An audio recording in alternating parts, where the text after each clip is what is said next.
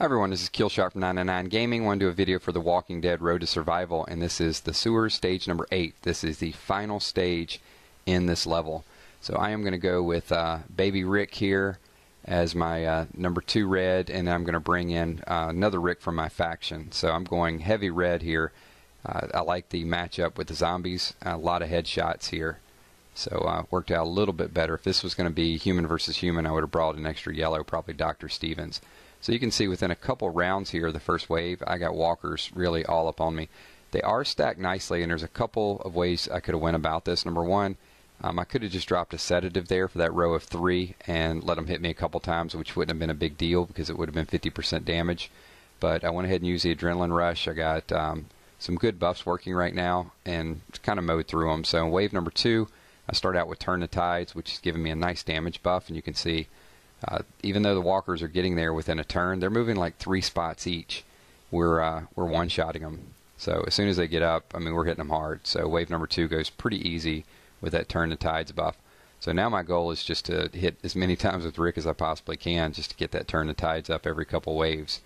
So you can see, once again, I got stacks of 3. I could have dropped a sedative there, but I'm still, hitting pretty hard. So I didn't want to use the sedative just yet. And I can just buff up with Glenn, just in case I do get hit. I can absorb a little bit of that damage. So you can see I've got the Turn the Tide set up again, and that's going to be enough firepower to get me through this wave. And also have a little bit of carryover effect going into wave number 4. Alright, so wave number 4, that was crucial. It's just those hits right off the start there. And then here's the last part of the damage buff. And by this point, I've taken out, almost half the walkers.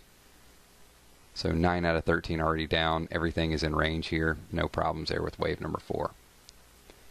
Matter of fact, I'll go ahead and buff up with Glenn since I got a few extra attacks waiting.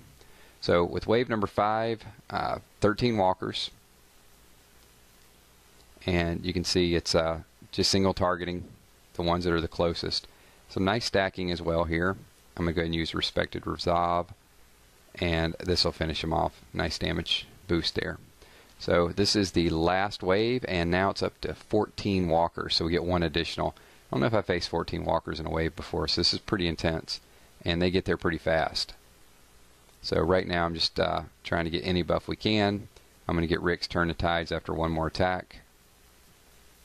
So that's the game breaker right there. Once I hit the Turn the Tides, then everything's pretty much cake. So like I said, if you don't have a 5-star Rick, then make sure you bring plenty of damage boosters or bring some sedatives, something to sort of buy you a little bit more time. But I think I got to use Turn the Tides maybe 3 times in that battle, which was huge. So thanks everyone for watching. Subscribe below. Leave comments what you'd like to see. And we're moving on to the town square. Peace.